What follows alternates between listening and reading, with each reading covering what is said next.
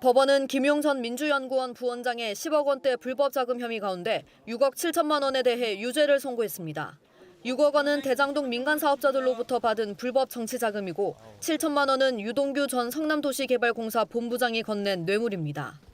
2021년 민주당 이재명 대표의 대선 경선 자금 명목으로 대장동 사업자들로부터 돈을 받았다는 검찰 수사 결과를 받아들인 겁니다.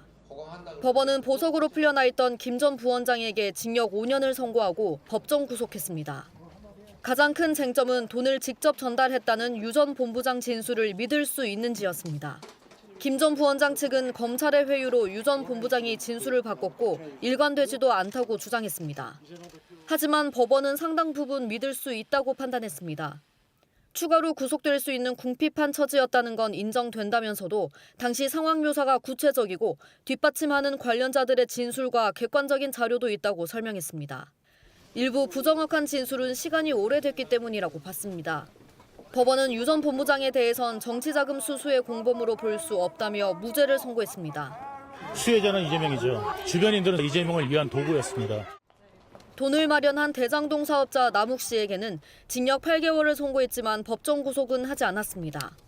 김 전 부원장 측은 항소하겠다는 입장입니다. 납득하기 어려운 판결이고요.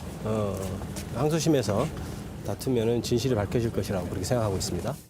검찰도 일부 무죄 부분에 대해 항소를 검토하고 있습니다. JTBC 여도현입니다. 김용 전 민주연구원 부원장은 이재명 대표가 인정한 최측근입니다. 그래서 권유를 해가지고 졸지의 인생 항로를 바꿔서 이제 정치계로 들어와서 성남시의원을 하게 됐습니다. 제 본심과 같은 사람이어서. 이 대표가 2010년 성남시장이 됐을 땐 성남시의원을, 2018년 경기지사로 당선됐을 땐 대변인을 맡았습니다. 지난 대선 때는 캠프 총괄 부본부장을 맡았고 이 대표가 당대표에 취임한 후에는 싱크탱크인 민주연구원 부원장으로 일했습니다. 이 대표는 검찰 수사가 시작된 뒤에도 의혹에 명확하게 선을 그었습니다. 대선 자금 운운하는데 불법 자금은 이론, 본 일도 쓴 일도 없습니다. 김용 부원장은 오랫동안 믿고 함께 했던 사람인데 저는 여전히 그의 결백함을 믿습니다. 김용 전 부원장의 1심 재판 결과에 대해 이 대표는 오늘 말을 아꼈습니다. 아직 재판이 끝난 게 아니어서 좀 더 지켜보도록 하겠습니다. 김용 부원장 김포 정치자금 수사한 부분은 재판부가 인정했는데 이에 대해서 하실 말씀 있으실까요? 이 대표 측 관계자는 검찰의 짜깁기 수사와 기소로 납득하기 어려운 판결이 나왔다며 일주일 만에 20억 원이 넘는 후원금이 모일 정도였는데 경선 자금 확보를 위해 범죄를 저질렀다는 것은 믿기 어렵고 부정한 자금은 1원도 없었다고 강조했습니다. 하지만 국민의힘은 이 대표를 향해 최측근들이 줄줄이 연루된 것만으로도 정치적 도의적 책임을 지는 것이 마땅하다고 했습니다. JTBC 김지성입니다. 오늘 선고가 지금 진행 중인 이재명 대표의 대장동 사건 재판엔 어떤 영향을 줄지 법조팀 이서준 기자와 짚어보겠습니다. 자, 이 기자, 먼저 법원이 대장동 사건에 대한 정의를 내렸다면서요? 어떤 내용입니까? 네, 성남시 대형개발 인허가를 매개로 금품 수수 등을 통해 유착된 일련의 부패, 범죄라고 규정했습니다.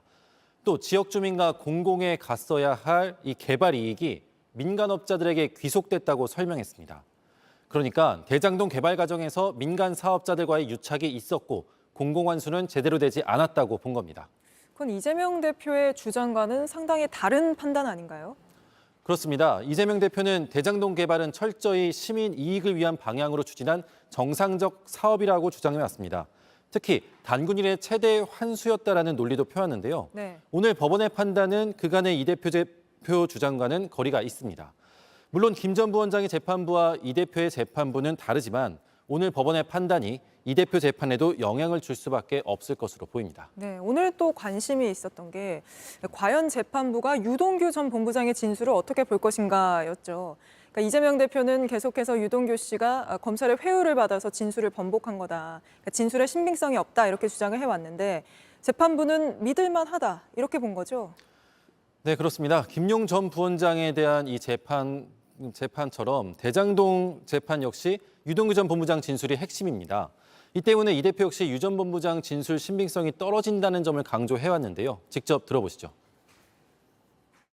검찰에 조종되는 궁박한 처지에 빠진 이들의 번복된 진술 말고 대체 증거 하나 찾아낸 게 있습니까? 오늘 법원이 유 전 본부장의 진술을 상당 부분 믿을 수 있다라고 판단한 점 역시 앞으로 재판에서 이 대표에게 불리하게 작용할 것으로 보입니다. 네, 또 살펴볼 만한 게 법원이 대장동업자들의 꽤 많은 돈, 그러니까 7억 원이 이재명 대표의 선거 자금 명목으로 넘어갔다고 본 거죠. 네, 결국 대장동 사업자들의 돈이 일단 이 대표의 대선 경선을 위해 건너갔다고 법원이 인정을 한 겁니다. 그동안 이 대표는 대선에서 불법 자금은 1원도 쓴 적이 없다고 부인했고 김 전 부원장은 결백을 주장해 왔는데 다른 결과가 나온 겁니다. 이뿐만이 아니고요. 법원은 이 김 전 부원장이 2014년에 받았다는 뇌물 1억 원에 대해서 무죄를 선고하면서도 뇌물이 아니고 이재명 성남시장의 재선 선거 자금을 받은 것으로 보인다라고 설명했습니다. 다만 2014년이라 정치자금법으로 적용하기에는 공소시효 7년이 지났습니다. 네, 그래서 사실관계로는 7억이지만 유죄가 나온 건 6억이다. 이런 말이군요. 알겠습니다. 여기까지 짚어보겠습니다. 이서준 기자였습니다.